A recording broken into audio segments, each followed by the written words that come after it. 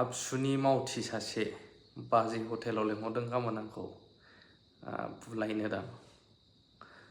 आं एन्सारखौ होगासिनो दङ आरो बिथाङा सोर? बिनि सिगां नैबे गोबाङा बुंगासिनो ना एसटिनि खोथा बुङाखै एसटि होनायाव मा सानो? टटेलि एसटिखौ होनाङा बेखौ बुङोब्लाबो दा बुंलायगोन दासो बुंनो सम मोनबाय, खिन्थु जों सिगांनिफ्रायनो बुंबोगासिनो दङ जेब्ला इलेक्सन जायाखैमोन बै समनिफ्रायबो, अब्ला बावबो बुंगोन नोम्फा हाग्रामाया मानो बुंखो, मानो बुंबोनाय। बेनिखायनो आं बुंनो नागिरदों सैथोखौ सैथो बुङोब्ला सयज' हाया खायसे मानसिया, असैथोखौ सैथो बानायब्लासो गावसोर बायदि जाब्लासो मोजां मोनसोग्रा गोबां दङ। बेखायनो जे बुंनांगौ सैथोखौ बुंगोन।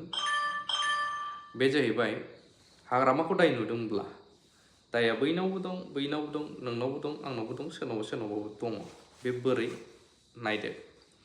1996 जेब्ला जों जोनोम जायाखैमोन बेनिखौ दोनथ'बावबाय आं, बावबो सोरबा खुगा बेखेवदोंमोन।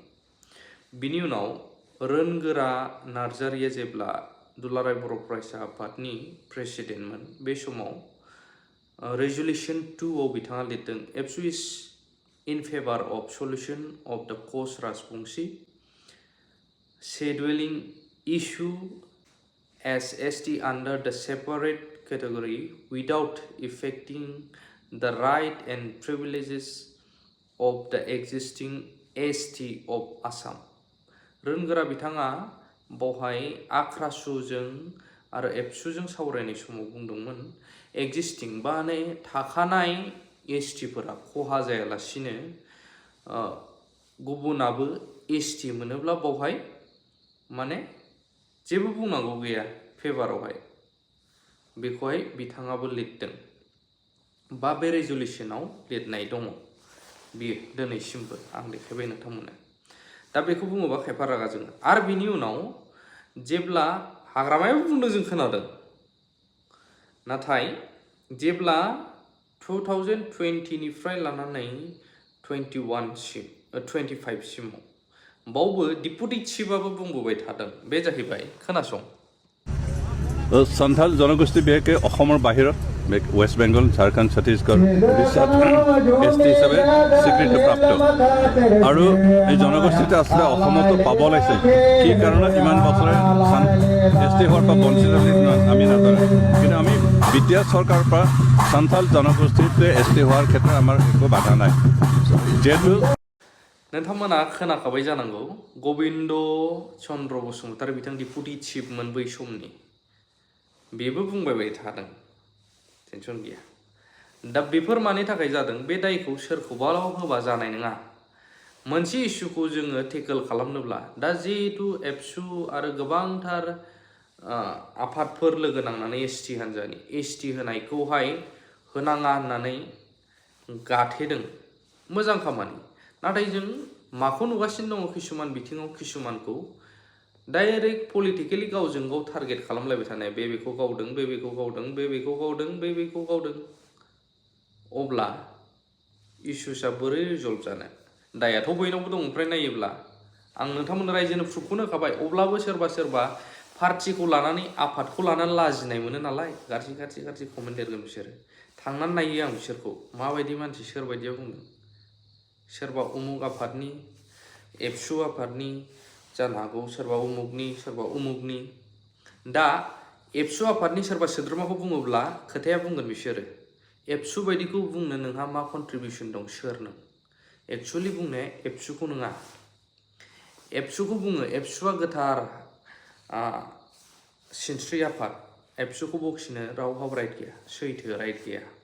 खोथाया जाहैबाय सासे सानैनि गोरोन्थि मिसलिड खालामबाय थानायनि थाखायसो किसुमानाव बै सासे सानै लिडारफोरखौ इन्डिभिजुवेलखौ बखिनायावनो गोबां एबसुआ आजिखालि बदनाम जानांगासिनो दङ। नाथाय एबसुआ गोथार संगठन, थादों, थाबोदों, थानांगौ आरो थाबाय थागोन।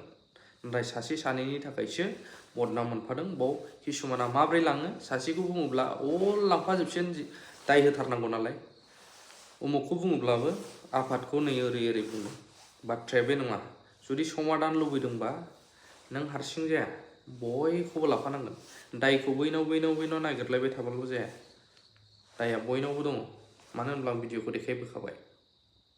गोरोन्थिया बयनावबो दं थ' सुद्रायनोबा सासेजोंल' जाया बै सासेयाबो फैनांगोन बैबो फैनांगोन अब्लासो सावरायलायनानै सल्भ खालामनो हायो नङाबा बे हारसिंल' रोनावबाय थाबाबो जाया बेखौ आं रायजोनि सिगाङाव दिनै बुंबाय गाज्रिमोन मोजां बे आरो दा बै समावहाय 2006 आवहाय रोनगोरा साराबो बुंबोबाय बेखौ जे जाबाय थांबाय बियो होनलायगोन सोरबा जि जाबायनि खोथा नङा फैयै गबिन्द साराबो बुंबोबाय आरो बिनि गेजेराव किसुमान लिडारफोर बुंनायखौ बाद होबावबाय आं लिस्टआवनो लाबावला आरो फैयै हाग्रामा साराबो बुंफैबाय ST लागै ना माथि पाट्टा लागै गेदेर इस्युसा मायाव हाबनानै दं होनोब्ला दायो आं पइन्ट आउट खालामसै BTC एरियायावहाय बर'फोरा बुंनाय बायदिसो जायो गोग्गा देखायो जों बयबो गावबागाव पार्टिखौ लालायनानै ओरै जायो नाथाय जोंनि पपुलेसन सुबुं सानखो बा अनजिमाया जोबोद खम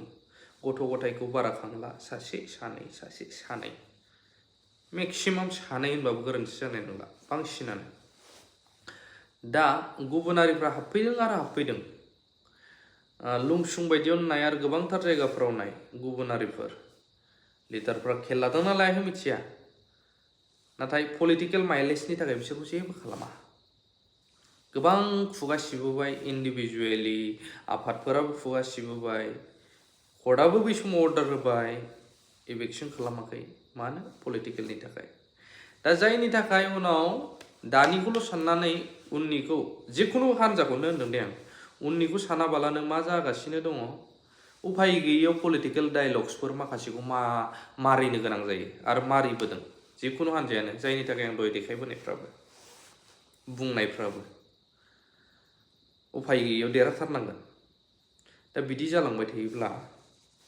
उनावहाय बर'फ्रा सिलिंखार जाहैनो हागौ बेखायनो ST होनाङा होननायनि दाबियाव जोंबो सापर्ट दं आरो बेखौ जों सिगांनिफ्रायनो देखायबोदों नाथाय बै भिडिअफोरखौ किसुमाना नुदों आरो किसुमाना नुवाखै आरो नुग्राफ्राबो नुदोंब्लाबो दिनैनि दिनाव मा बुंहैयो मानो फंसेबो बुङाखै मानो होनब्ला दाय मोनथारनांगौ नालाय जोंनि सायाव बे थ' बे इस्युखौ एसेब्लाबो आं बुजिबाय होननानै आं सानो आरो बुजियाथ' बुजिखानाय नङा उल्थायैनो लिरखागोन बे कमेन्टखौ गुबुन मोनसे खोथाया जाहैबाय